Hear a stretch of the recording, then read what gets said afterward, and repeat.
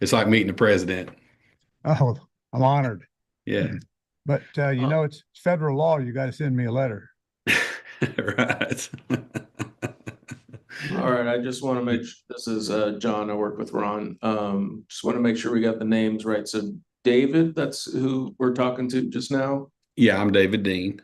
David Dean, and then Travis Goodwin is also on as well. Okay. Yes, that's Yes. right. I'm right here. All right, Okay. guys. Great. All right, we appreciate you being on here, man. We're gonna go ahead and broadcast live here and get us rolling. Let's see. We already got a few people coming in. Now, Ron, we're gonna be live, so we'll have some people come in the Zoom, some people will be watching us on YouTube and Facebook. The whole world's gonna see you today, so you're famous, okay? Again, All right, so let's get going. David, you want to get us rolling? Yep. we're going to take questions. Yeah, we can if you want to. And Well, what we do is we take them when I'm done, okay. and we find that a lot of them buy when they start hearing the questions. Okay. They know I'm real. Okay. But it depends on your time frame and how long you want to go. Okay. Yeah, we'll go. We'll try to do 40, 45 minutes or so. That's Okay. good. The customers are starting to come on right All right. As long as you want. Okay. Hey, everybody. Welcome to another edition of Small Market Sessions. I'm David Dean, my co-host Travis Goodwin, and we have a very, very special guest. Somebody that's referred to as the godfather of real estate investing. It's been around a long time. I was a customer of his back in the 90s, bought some courses. So I'll give you a quick bio. He's known as the original mentor and trainer to the mentors, seasoned real estate entrepreneur and educator with over 40 years experience helping investors, buyers, sellers succeed in creative real estate deals nationwide. Ron has purchased over 2,000 single-family homes, and his commercial background includes projects in 9 states ranging from retail, warehouse, residential development, fractional, and resort properties. And I could probably spend another 5 minutes talking about the different accomplishments and the things that Ron has done. He's truly been a pioneer in the real estate investing business, creative real estate business, whatever you want to talk about. So without further ado, I introduce you to Ron LeGrand. Thank you. Thank you for having me. Yeah, Ron, thank you for being here. We're just deeply honored that you're here, and we just wanted to kind of maybe start with, how did you get started in this business? Where did it all come from, and this fantastic career you've had through the years? Well, I was running a service station. Well, it was running me, actually. I worked there sometimes 12 hours a day. I was the only mechanic, and I was responsible for running the station and pumping gas all at the same time. Back then we washed windows for people, I Right. bet I washed a million windows.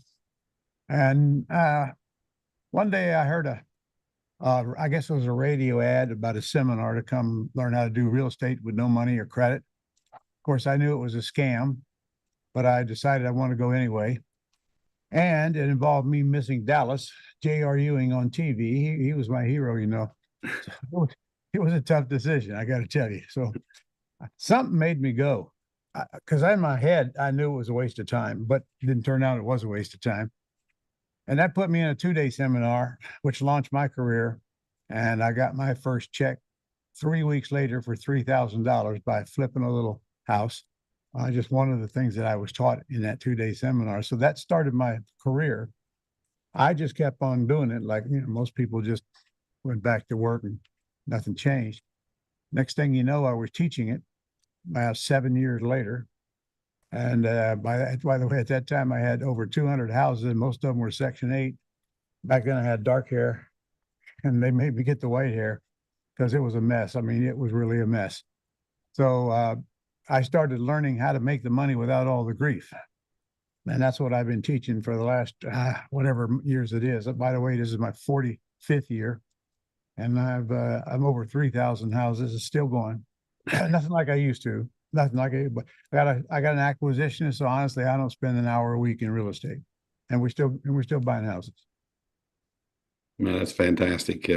Like I said, some of you may not have heard, but I was a customer of Ron's back in the 90s, and I bought my first course uh, and something that stuck out to me was a lease option. I was a real estate broker, and I was afraid of some of the creative real estate stuff. It kind of, as a lot of new investors, you're a little afraid, you're unsure, and so I thought, Mhm. a lease option.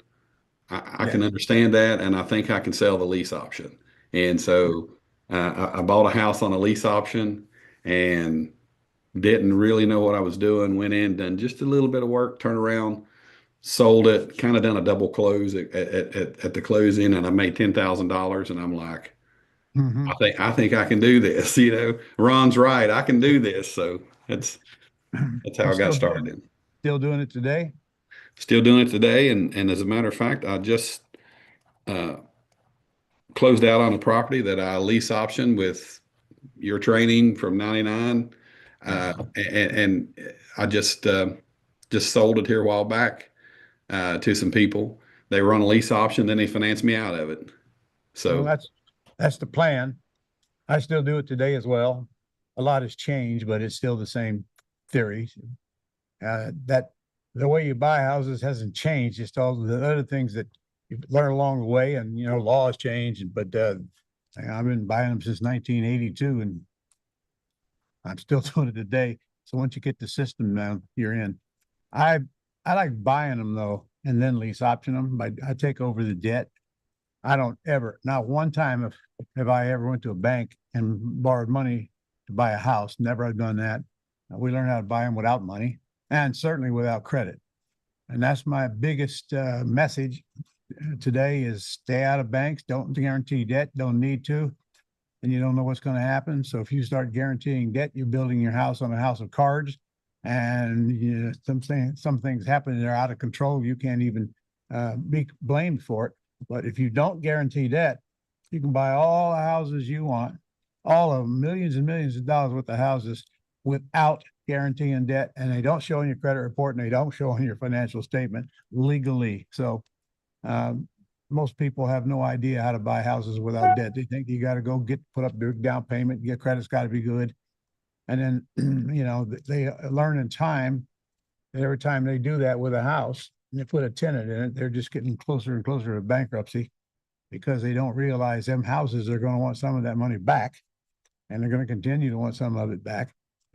And even with the high rates today, the cash flow between what I'm collecting and what I'm paying is even less than it used to be. If in fact my goal is to put tenant buyer in it, but way more advantages to having a tenant buyer in the house than just getting that monthly cash flow. So you got to stop me. I get started, man. I just roll. hey man, this is your show. You roll on. So what would you say the difference is between a tenant and a tenant buyer as far as the way they perform and stuff like that? That's about like night and day. A tenant buyer, I don't put a tenant buyer in a house with a minimum of 5% down on a non-refundable option deposit, and quite often get way more than that. Goes toward their down payment. So that money's going to be shown when they get ready to go get a loan, and minimum 5%. So I'm not just renting; I'm lease optioning to people who have skin in the game. They know if they mess up, they're going to lose their option and they're going to lose their deposit. And the truth is, guys, most of them move anyway. They don't even buy the house. They just sit in there a couple of years or whatever. I don't ever put them out as long as they're paying rent. But I give them 2 years to get whatever's broke fixed. And I don't push that because the truth is I just as soon they not buy. They're killing my golden goose. So I've learned a long time ago. By the way, I'm catering to people who can't go to the bank and qualify. That's about 70% of the people who want to buy a house cannot qualify at a bank. So they got to fix something before they go to the bank. So their intent is to get in the house, feel like an owner of the house, and get qualified, and then buy the house. But that's just not the normal thing for me. They just move in. I mean, if they buy, I'm glad. I mean, they cash me out of the house, but if they don't buy, I'm just as glad because they forfeit deposit. Clearly explained to them up front, close with an attorney. So And by the way, they do all the repairs, any repairs that are needed, they're their responsibility. It's a condition of the option, and it has nothing to do with security deposit. Security, I don't even collect security deposits. I collect deposits are in the thousands, but they're non-refundable option deposits, not security deposits. Yeah. Yeah. I think, when I first heard the concept, I was like, wow, that's flipping my whole world upside down from what I thought about like being a landlord. And, this is the way to create wealth and income and stuff, is to be the traditional landlord. And then, this creative real estate knocked my socks off, man. I'm like, hey, Mhm. I think there's another way, and I don't have to spend, you know, I don't have to spend $200,000 to make $300 a month cash flow at a No, bank. and And we don't go to banks and borrow money either. yeah, yeah. So, I mean, so what would you say your average, Ron, your average lease option tenant buyer, what would you say would be an average of the number of years that they would stay in your property? Most of them stay the 2 years. Uh, but I don't tell them their 2 years is up. They just stay in it, keep paying rent. Uh, if they haven't bought it in 2 years, they're not going to buy it, because you can clean up your credit in about 6 or 7 months. I can send them to somebody to do it for them. There's no reason for them not to buy it, except maybe now they don't want it anymore. Maybe, there's all kinds of reasons why they don't buy. They get sick, they got to move, or one of them finds the other one cheating with somebody, and the marriage splits up. And I've had that happen 2 or 3 times. A whole list of reasons. Job in another city. In fact, I use for an example one that I bought from a family that were moving to St. Louis from Jacksonville, Florida, where we're at. And they had 2 weeks before they went, and the realtor couldn't sell their house. They didn't know what they was going to do. I mean, the payment on that house is $1,925. They couldn't afford that, and then go out there and rent or buy a house as well. So I bought the house by taking over the debt. The debt was $351,000, and I just took it over. So they didn't get any money, and I did pay the closing costs. Closing costs on that house were about $3,500. Now this is a $385,000 house. So I'm telling you this because today I still own that house. All right. So if you add up the cash flow from the house, the I got $50,000 non-refundable deposit when I put the first tenant in there. The appreciation, the house doubled in value since I bought it in 2014.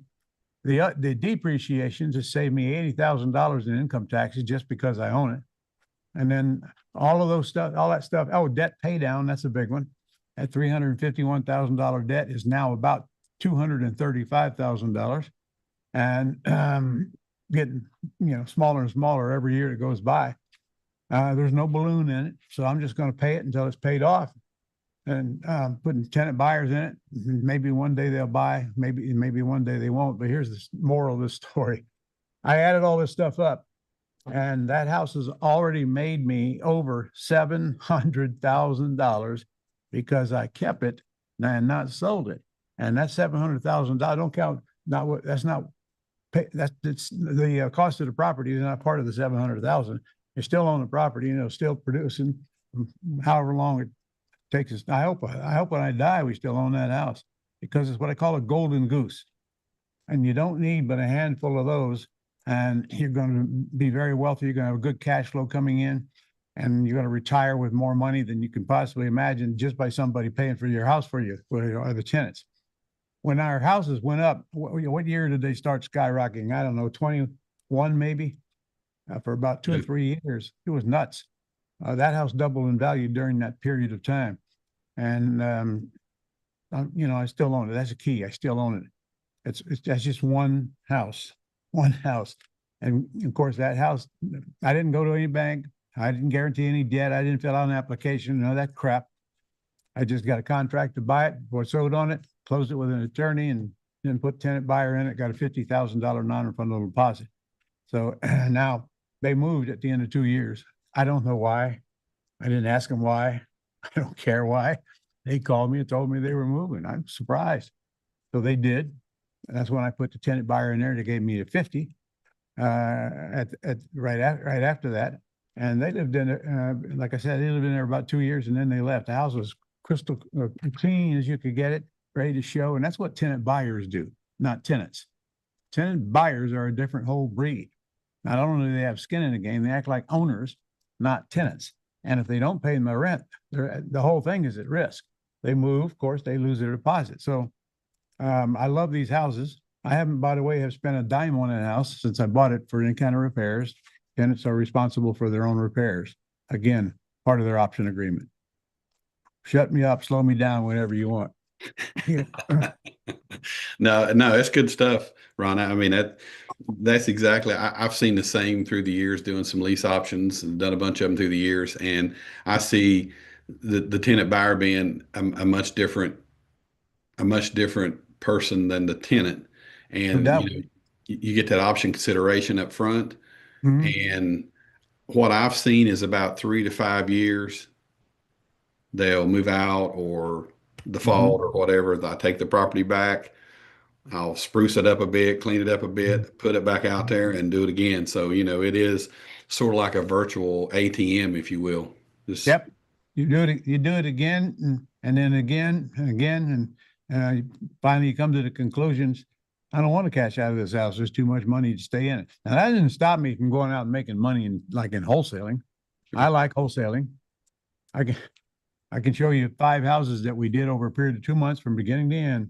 Never bought them, never touched them. A $10 deposit for each to an individual. And we sold all of those 5 in that same 2-month period and netted $147,000 on houses we never bought, never intended to buy, paid no closing costs, had no risk, just sold the contract, got a contract and sold the contract and they bought the house. So, there's money out there, all kinds of ways to make money out here, but I like doing them both. What would you recommend? We got a lot of new people that's in our group, and they're just getting started. They're in the business for less than a year, some of them 2 years. Yep. What would you recommend? How would you recommend they start? Would you recommend them start with wholesaling, or what would be a good way That's to a get good question. The answer is yes. However, it starts okay with me. I tell you what, I would not let them do. I would not let them go out and renovate a house. That's the first house that they do, because they're going to learn a lot of lessons on that one. I have a 4-day event to train them, but I'm going to give your listeners today a free book anyway. This is a seminar in a book right here. I'll let them read that cover on there. I wrote this because it is what we do from beginning to end. Finding them, buying them. If you're doing wholesale, flipping them. If you're doing rehab, where you're going to get the money to do the rehab and all of that. It's all in this book. And some things that I learned over my 45 years in the business as well. So I'm going to give them this for free. If you guys are okay with that. Yes, sir. All right. They got to go to ronlegrand.com/free book. And I just did that, so I know it works. You look good on that book cover, Ron. I do. Yeah, Oh, that's yeah, because I man. had dark hair. Yeah. All right. Hey, real quick, before we keep going, I just want to pause real quick because you guys are Yep. giving a lot of value, okay? And I just want to make sure everybody's recognizing the value that's happening, and we're doing our job here and providing that value. So if you're on this chat right now, if you're on YouTube watching or in the Zoom with us, please comment that you're getting value out of this so we know we're doing a good job. That's all I ask. I want to know you guys are active in here, that we have real people in here with us, not a bunch of bots. Give us some reactions, give us some comments when you can. We appreciate it. But okay, I'll let you guys talk. I'm a student here myself. I give that speech sometimes myself. Pretend that you're awake and participate. I get it. All right. So, okay, wholesaling.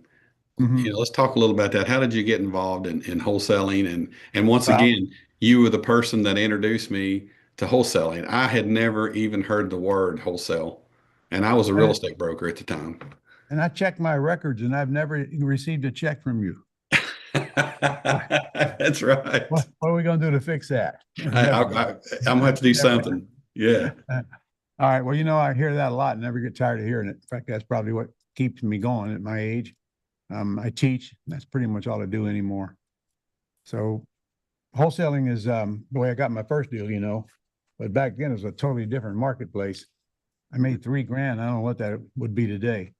But it's finding junkers and assigning the contracts, finding junkers, learning how to buy them cheap. Because if you don't buy them cheap, you're not going to get any money because nobody else is going to pay more like you did.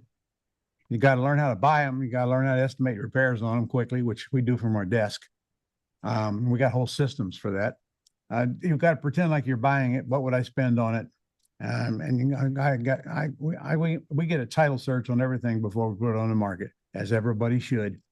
But I'll tell you, there's a lot of people out there right now that are wholesaling around the country, and they're not getting anything. They just buy it they get a contract online and they put a price back out there and somebody buys it from them.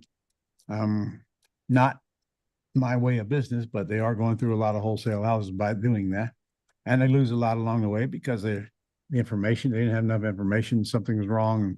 Maybe they ARV on it was wrong. I don't know. But wholesaling is pretty hardest part of the whole thing is finding, and the rest of it is real simple after that. I mean, the house needs rehab, $40,000, $50,000, $60,000. You know, we're not talking about anywhere near the retail price. We always buy them way, way, way below the asking price, and I got a formula for that. In fact, I'll even give your folks the formula. You want it? Yeah, let's have it. The formula that I created is kind of in the marketplace now as norm. It was the ARV, the after repaired value. And that's the first thing they have to learn, because you can't go on Zestimate and figure out what the ARV is. It's not the ARV, okay? It's usually below the market value. And remember, the market value is in excellent condition, not the condition it's in today. So we got to know that. And we got to have some kind of repair estimate in our head. I'm telling you, you can do that from your desk looking at pictures. I've done it thousands of times, okay? Still do it now. And then we come up with the Mayo, and the Mayo maximum allowable offer is 70% of the ARV minus the repairs. ARV times 70% minus repairs. Now that gives us a Mayo. And then we, big old bold letters in the manual, we never pay Mayo.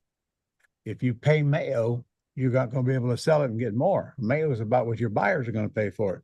So the further you can get it below Mayo, the bigger markup you can put on it and the bigger check you get for what you know. Again, don't touch the house. We didn't touch these 5. Okay. $10 each is an earnest money deposit. I will say this. If you want to find junkers, you're not going to find them in the MLS right now. I mean, I'd love to say you could just sit on your butt and make offers, but there's so many investors out there today. They drive up the prices, and it's been a long time since I found anything that I wanted to buy. I used to buy a lot of stuff through the MLS, but we didn't have the competition that we have out there today. So that's why we work on FSBOs. You're never going to get as good a deal in the MLS as you're going to come close to getting working with FSBOs. You're talking about human beings. And remember, the problem is already trashed and needs repairs. So there's only one market for it, and that's investors. So it's a matter of finding them and making them and letting them make you the offer. We don't make offers. We let them make us an offer. What's the least you could take? Is that the best you could do? Really? So if I don't pay you that, you won't sell me the house? Well, let them make us an offer, okay? In fact, we do that throughout our industry and throughout our life.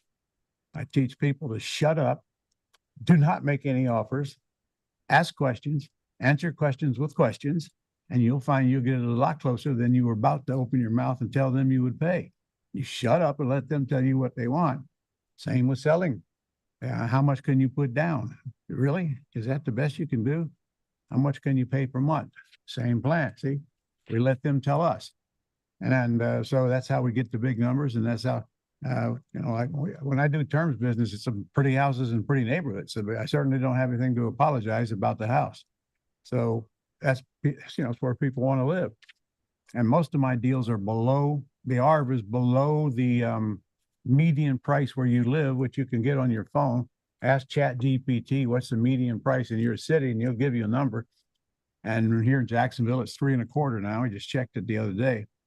So junkers below that, pretty houses that are above, because when you get in the neighborhoods of $400,000 or $500,000 in most cities, you're just not going to find those junkers that need rehab. Those people who own those houses can find the money to get it fixed and find the money to keep it in shape and not let it go. So most of your ugly house business is in the low end of the market where you're at, and not necessarily in war zones, but in places you don't want to live.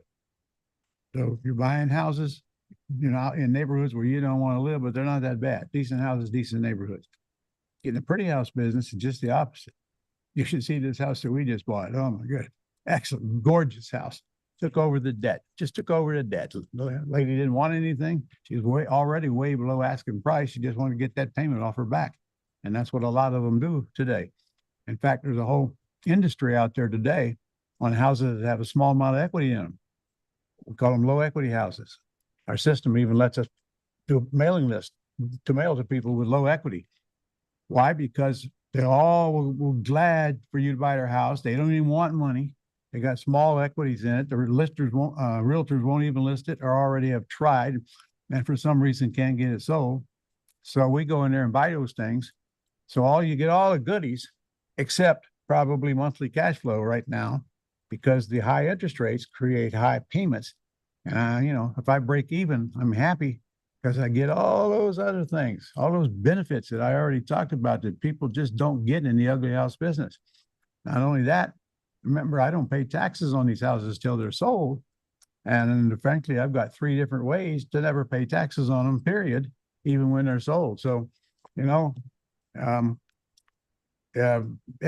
some people think education is expensive, but if you think so, try ignorance. Here I go again. No, that's good. I love it because you're exactly right. I mean, learning how to limit and not pay taxes is huge in this business because you well know if you're flipping properties and doing some things like that, you're subject to a lot of a lot of taxes and stuff. Wholesaling and rehabbing and retailing means you're paying the maximum tax bracket, maximum in your tax bracket. And frankly, do a few of them and you're going to be in a higher tax bracket. The highest is 37%, but you got a net adjusted gross income about $725,000 in order to be in that bracket. But Uncle Sam's going to take their bite, whatever percentage it is. The longer you own a house, the more money you pay and more money you make. Right. So, with the lease option type system, as you move along, I mean, you're going from short-term capital gains to long-term capital gains. So or none. Yeah. So you're shaving off a lot if you do sell it, but if you just hang on to it, especially when you're not doing any repairs on it, and probably getting a higher monthly rent than we'd get if you just rent it, because we get more from lease option tenant buyers than we do tenants. But the real deal is, the real important part is, you said it, you hand them the keys and you forget about it. They don't call you when a kid throws a toy in the toilet or any of that nonsense. That's their problem. And they know it right from the beginning. We make it very clear to them. I usually give them 30 days and warrant the systems, but the systems are like new in some of these houses. These low equity houses, like I was talking about, they're new are very, very 1 to 3 years, no later than that. And so the house is in great shape, and the people don't have much equity in them, so they're all those reasons they have to get out. They're very easy. They call you, man. They'll bug you to death till you come out and get that house bought, because they're really motivated to sell, and you're probably the only way they're going to get out of it. Remember, I take over the debt, though. I don't go out and pay off the debt. We take it over. Whatever it is if it makes sense. Like on that one I showed you, I talked about earlier, we took over the $351,000 debt. We didn't pay it off. Some people think you have to pay off the debt to get the house, and that's not true. Not true. Right. So that's kind of a hot topic out there these days, is subject to, taking property subject to. So you take property subject to, but do you do it different than what a lot of leading people out here that's running and selling new systems? You're going to be surprised at my answer. I do not take them subject to. I buy them on a wraparound mortgage. My attorney did a wraparound mortgage for $351,000 because that's what they owed the bank. Every time I make a payment to the bank, my wrap goes down the same amount the mortgage underneath goes down. I did this for 2 reasons: to protect the seller. In fact, I would predict to you that within 2 or 3 years from now, there won't be any subject to, because it's going to get outlawed, because it's not good for the seller. And no real estate investor is going to tell them that. Okay. 2 problems. One, if I buy it subject to, that means they just deeded it to me. I owe them nothing. I'm not giving them any kind of mortgage or any of that. So a wraparound mortgage, I'm I am having a mortgage created, so if I don't pay, they can foreclose and get my house back. On subject to, there's nothing to do to get the house back if I don't pay. And that's the big one right there. They have nothing left to do. They can't get their loan paid off because the loan stays in the seller's name until you or tenant buyer comes in and pays it off. Secondly, if they want to go buy another house and qualify, it's probably going to kill their debt ratio because that payment I'm making to the bank is right on their credit report. And bank's going to certainly count that one because they can't see any evidence that they're making that payment because they're not. You know, I'm making it. But on a wraparound mortgage, we can prove that I made the payment, and that was part of the deal. And that probably will help get them financed and explain why they haven't been making those payments in, I don't know, in the last X number of months. But in other words, it's all to protect the seller. Now, if I'm talking to a seller that I know absolutely is never going to go out and buy another house again, he's already a screwed up mess and destroyed his credit, then I'll take it subject to. If they don't mind, I don't mind. And by the way, I don't ever try to explain this to a seller because if you do, they'll think it's some kind of scam for sure, and you just talk yourself out of a deal. And you know, our biggest enemy is our mouth. Okay. Most of all problems in real estate are self-inflicted. Yeah. So I teach people how to talk to other people, and there's 14 mistakes that people make when they're having these conversations, called the closing call, and help them get through all of that. And frankly, when they leave, they're going to be a whole lot better negotiators than they were when they came in, because the lesson is shut up, read the script, and that's all you got to do. So, you know, I wished I had all this stuff when I was growing up. You know, I didn't even have the internet. Al Gore hadn't invented it yet. I didn't have none of this stuff. I had to do everything the hard way. Today we can sit on our butt and buy and sell houses. True.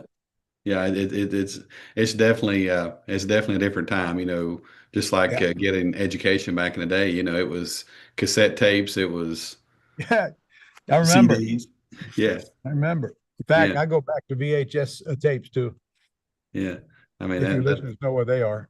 that's the way that you got everything, and you had to, as they say, you know, we're kind of country folks. We'd send off for it. We'd have to buy it in the mail and have it delivered and all that stuff. But I remember we had to look in when I was buying through the MLS, they had a book, you know, about that thick. Yeah. So that's the only thing we had to go through and look at, and we do a lot of driving around, wasting time trying to find properties that are in bad shape. Today we don't do that. Mm-hmm. We don't do a lot of things we used to do. Everything's automated. When we sell houses, we don't show them. I mean, we got such a cool system nowadays, and that was even before AI. Now it's better. Yeah, no doubt about it. I'm so glad to get your thoughts on subject to, because we hear that a lot, and I've done a lot of different styles of deals, and I see a lot of people out there doing subject to, and then the deal ain't quite as good as what they thought, or they put a tenant buyer in that's not paying them, then they started to default on the mortgage, and there's just all kinds of stuff that's happening, and it's leaving the sellers holding the bag, and the credit problems and all the different things that's happening, you know. And that's why I think it's going to go away. It wouldn't surprise me at all in the near future, because I hear it more and more, and we've even seen it in our market here in Charleston, West Virginia. Yeah, that's not illegal, but there are some states that I know, like when I started to trying to make it illegal, but I don't know why they didn't finish the job. I don't know. South Carolina was one of them. But all it takes is complaints, and they'll take a look at it and they'll figure it out, and there they come. And I know a lot of people out there doing subject twos right now. And look, I want you to buy the houses, but you can do wraps. It's easy, you can do subject twos and fix those two problems for your seller. Will cost you a little more. Cost me in Florida 2.5. Let me see. If I buy it on a wrap, it's 5.5% of the new loan amount that I got to pay. Part of that is tax. 2.5% of that is on a new mortgage. In other words, I'd save 2.5% if I bought it subject to and taken over the mortgage rather than get a new mortgage. And that includes a wrap. That's a new mortgage. So it cost me 2.5% more to do them on a wrap, but I'm okay with it. In fact, you know, no attorney's going to approve a subject to. If they do, they probably should be disbarred. But a lot of them approve wraps. They understand wraps. Right. So you're basically just taking a mortgage and giving a mortgage to the sellers. My land trust is. You're Yes. okay. I'm Yeah. not liable. I'm not liable on anything, and nobody can come after me and get anything because I don't have anything. Sort of. So that's something else that you teach is using I, land trusts.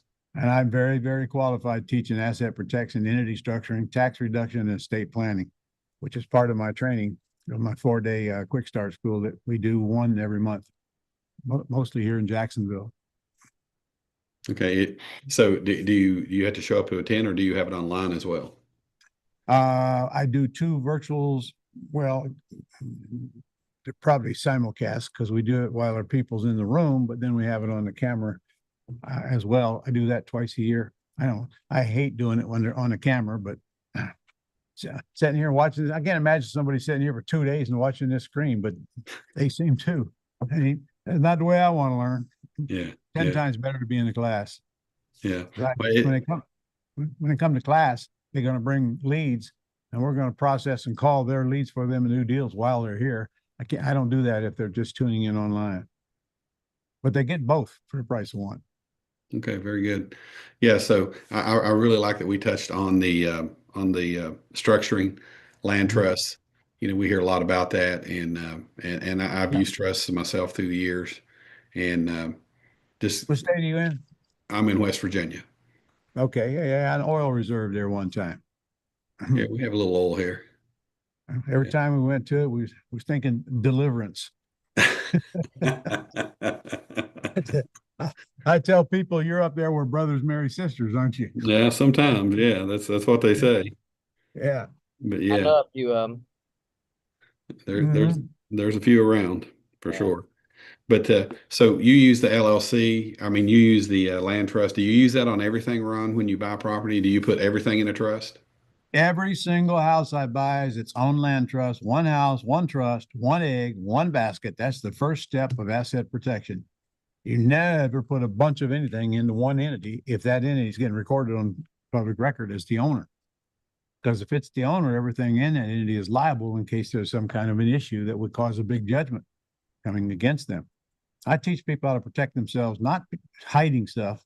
You can't hide anything today, especially with AI, but you can put yourself in a position to where if they come at you and they win, they're still not going to get anything. That's the key. Making sure they can't get anything, not hiding stuff from them. So they call you in for a deposition and they ask you if you have any trust or own any part of any trust, and you sit there and tell them no, you're lying. That's a criminal offense now. Mm-hmm. But yeah, like you're right. If you just have the one trust titled in One trust, one house. Yep. yeah, so you don't, And that's all that's liable in the whole thing, and that's the only thing they can get to most of the time. So and you can put as many trusts in one LLC as you want, as long as the trust is on record as the owner, not the LLC. So now they can't get to the LLC if the house is owned by land trust. so the LLC is the beneficiary, basically. That's correct.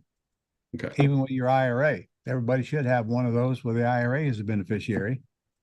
Work out of that, everything's tax free if it's a Roth IRA. Right. So you can do that with self-directed as well, right? Oh, it's got to be self-directed. Got to be. I use directedira.com, directed with an ed IRA.com. They're very good and they're cheap. They're only about $400 a year, no matter how big your IRA gets. And most of their clients are in real estate. Okay. Yeah. Very good. Well, that's really good stuff. Somebody there just sent a question about they want to create an LLC in Canada. I guess it would work about the same. They have them in Canada. In fact, I've done seminars up in Canada. In fact, the biggest one I ever did was in Calgary. I had 465 people in that boot camp. Can you just imagine the size of that room? And they were sitting at tables. They weren't sitting in the chairs. So it was a huge sea of people. But the rules are almost the same in Canada. A couple of different words, like we use deeds, they use title. They don't have land trust up there, but they do have LLC. So Not much difference. The same techniques work. Got a lot of people in Canada, actually. Yeah. Yeah, the land trust, I mean, it is a great tool, and I'm so glad that we kind of got in on that and talked about that a little bit. So would you recommend the new investor out here that they want to take their first creative deal, set that land trust up, work it that way? Well, to be honest, I recommend they get trained before they do anything. Come to me. Let me train you before you go out into the real world, because they'll train you too at very high cost. Okay, I know. I've paid that cost for you, so you don't have to pay it. And it just so happens right now, that 4-day event, you know what we're doing? Right now, we're doing that event for $1,776. Where'd we get that from? Yeah. We're in our 250th anniversary. That's the cheapest I've ever done in my whole life. So it's on my website, ronlegrand.com. Spell it L-E-G now, not L-A-G. And there's no E at the end. Okay. We had another question there. Somebody asked about FSBO leads. How do you get FSBO leads, or what's your source for that? Well, that takes me about 3 hours on the first day of the training to answer that question. Okay. I've got all kinds of ways to get leads. All right. But there's good leads and there's not so good leads. I will tell you right now, the leads that you get to call you are good leads. The people you're chasing are not so good leads. And when it comes to FSBOs, if you're looking for pretty houses, the internet is full of them. So we even have a virtual assistant that will go grab them off of the internet where you live and call them for you and fill out the PI sheet. And then you get that and you make a quick closing call, get them in or out. Follow my simple script. Sorry. Losing my voice here. All right. So get the education first, for crying out loud. I'm telling you right now, you're going to pay for it one way or the other. Get trained. And I'm self-serving. I know I don't get a dime of your money. Okay. So if I were you, I would do that. And for what I do, I get the best training there is in the country. And I've been training this I started training 7 years into the business. So that makes it 38 years, don't it? Yeah. I'm in my 45th year. And I still train it. Yeah. Yeah. And I can honestly, we bring people on our show that we believe in and we trust, and, Sure. my long history with the stuff that you've done, I've used it time and time again, the concepts, and it's worked for me, and it's given me 26, 27 years out here in the creative real estate space. And so, I mean, you definitely have my highest recommendation for somebody that's looking for. Well, David, are you flipping them or are you holding them? A little bit of both. I do flips, do holds, do financing. So I mess around with a lot of different things. But yeah, we probably ought to tell your audience the difference between a flip and what do we do. If a flip is a wholesale deal, a flip is a rehab and retail deal. Everything else we put tenant buyers in. They are that's the account you're going to get rich in, is the one you put the tenant buyers in. I'm not saying the others don't create good cash, they do. But by the way, while we're talking, now is not the time to rehab a house.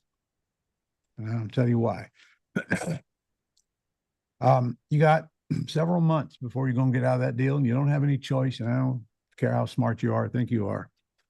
Things out there that delay that you can't train, or you can't control, is what I'm trying to say. First, you got to find the house. Okay, you get under contract. All right. Then you do your due diligence, and then you get it closed, and that's going to probably take you 2 to 3 weeks right there. And next thing most people do is go after a contractor to renovate it. Wrong. The next thing you do before you close is you get a home inspection to inspect it, and you get a title search, and then you can meet the contractor before you close on the house, not after, before. Hand them a copy of the home inspection, and then walk through the house and make a list, come back and do it again, because you'll miss stuff. And then he'll go and give you a estimate back. This is all taking time. So even when you get them to the job, which if it's your first one, it's probably going to take you a while. Now you still got to do the job. And I'll tell you, the job is going to be $40,000, $50,000 or $60,000. It's one of them. in my model house, which is a 1,200 square foot single family house. So it's going to be 40, 50, or 60. All you got to do is be somewhere in the ballpark. People spend too much time to estimate what the house is going to cost. I'll teach that where you can do it in seconds, actually. So anyway, now the contractor is going to go in there. I tell you, if it needs $50,000, you're looking at 3 months before you get them out of there. And then you still got to find the buyer. That's why we list everything we rehab. I list them. I'm not dealing with qualified buyers anymore. I've paid my price on that one and I don't want to deal with it. Let them deal with it. If there's not enough profit in this thing to hire a realtor to sell the house, all that means is you paid too much for it to begin with. So the realtor gets it. Now they got to get the buyer. Sometimes it's quick, sometimes it's not so quick. And then they got to get them to the closing table. While they're doing all this and you're doing all this, you're looking at 6 months. And maybe 5 if you get lucky. But this is going to take time and it's going to be at risk. Everything's going to be at risk. The money you get, you're going to borrow from a private lender, not a loan shark, but a human being. That's going to be accruing interest. Your taxes are going to be accruing interest. And then all that stuff they don't show you on reality TV is in there with all these costs in the middle that you're going to pay. In fact, what am I saying? I'm closing one this week that I got a closing statement on this morning. And I've never seen a closing statement that didn't have a mistake. It's a good thing I saw it. Nobody else would have. They put something on the wrong side of this thing. Should have been theirs, and it wasn't. They had it on my side. So I even look at the documents for folks that I train. I look at them before they close on them, and then tons of mistakes. So anyway, here's the big problem with rehabbing right now. And I had 3 houses that proved this to me. I rehabbed them, put them on the market, and it took a while to sell them because we're in a slow market here, even with a realtor. But by the time I bought them, I had an ARV. By the time I got through all that process, that value actually dropped. And it's doing that all over America. Last one, I think I sold it. Let's see, it was worth 3 1/4 when I bought it. And several months later, I sold it for $279.9. That's how much the value dropped.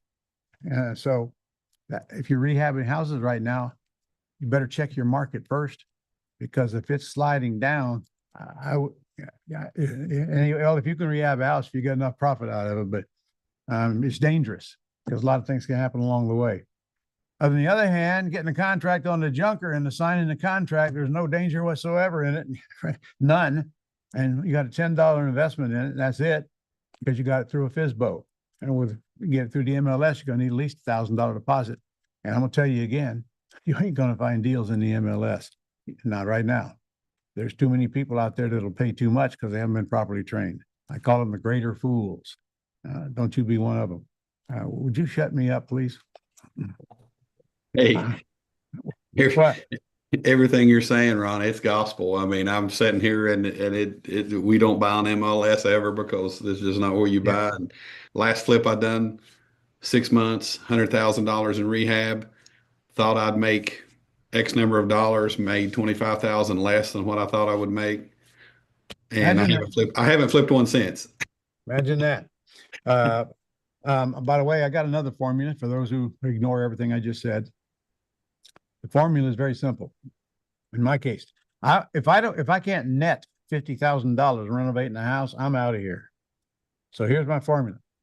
I take my estimated repair cost, and then I add to what I think I'm going to bid on the house. So I add them two together, right? And I want $100,000 difference between that number and the ARV.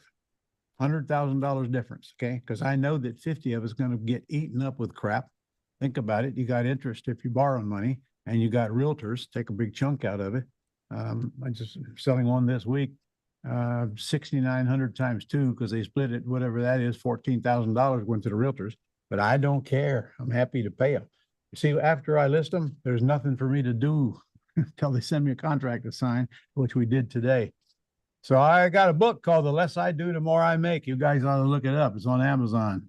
It's all about working less, making more money, which we all are going to need to be doing if we're ever going to take control of a business, any business for that matter. Same philosophy applies. So Get it on Amazon. I'm gonna give you my real estate book. Well, that's a real estate book too, but in that book, I compare my real home business to my global publishing and to my restaurant. I had a restaurant at that time. I've had 6 of those. Okay. So anyway, education is going to cost you. Yeah, it looks like we're running out of time, guys. I tell you what, this Okay. last 50 minutes has been going by. It went by so fast. There's so much information, and we appreciate it. Like, I'll tell you what, Ron, I'm a new kid on the block. I've been around about 10 years, right? You know, mostly wholesaling. Me and David's done a lot of partnerships, and Mhm. you know, I knew who you were, but I'll tell you, since you've been really killing it with the content, man, oh, I've really been watching you. So I just want to tell you to keep that up, keep those videos up, because I don't know if you think you're good at it, but you're great at it. Okay. So I just want you to keep doing those because you're helping so many people. And I see that your posts are reaching more and more people as you post. Have you noticed that? Yeah. Yeah. I'm That going to keep exciting? doing it. I'm going to keep doing it till I check into the nursing home and maybe even after that. Yeah, this is definitely probably my favorite call we've ever done. I didn't get to talk a lot, but I was listening the whole time to both of you guys, and I'm a student, so this is awesome. So, okay, so everybody listening, here's what we want you to do. Okay, definitely go to Ron's link for the free book. He's giving it away, so go to the we put the link in the caption, and we'll send it out to you guys. And also, yeah, there it is right there, and he's gonna give it for free. And then definitely go look at his training. If you got, we're not trying to get you to buy anything, but if you're looking to invest in yourself, you know, Benjamin Franklin, I've been saying this quote all week. Benjamin Franklin said that the best place to put your purse is in your mind. Not those exact words, but similar. Yep. So, Yep. so invest in yourself and in your brain because nobody can take that from you guys. Okay. So I just wanted to say that. Thank you, Ron. David, if you want to lead us out here. Well, you can, if you want me to come back, I can. We can talk about a particular subject in real estate. Oh, heck yeah. Yeah. I mean, to I have don't an need opportunity I- to talk with you, yeah. I'm happy. This is what is what I want to do. I want to help people get what they want out of life instead of spending their life swapping hours for dollars. There you go.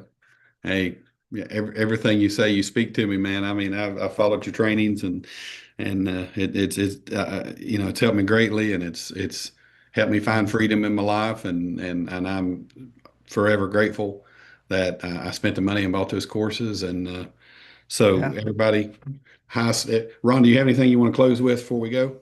Well, let me just give you that link again because it's the first time and last time you're going to have a chance to get it free. It's Ron LeGrand, LeGrand, .com/free book. And you can get it, or you can get it virtually for nothing, or we'll send you the hard copy for $8 and $9.65 freight. So it's your choice. Pick what you want. Well, and by the way, I've even got that book on tape. I mean, to listen to it. I sat a whole weekend and read that book and taped it. Oh, that was horrible. But what I'll do for you, I mean, you can still get it. All right. Well, look, it's been fun. I like to talk to people that are actually doing the business, and seems like you guys are. So have me back. I'll come back whenever you want. Okay, Thank you. Ron, we'll take you up on that. It's a date. So Okay. everybody, thanks for watching. We appreciate you taking time out to come and be with us and listen to Ron LeGrand. And as I always say, solve a problem, get a payday.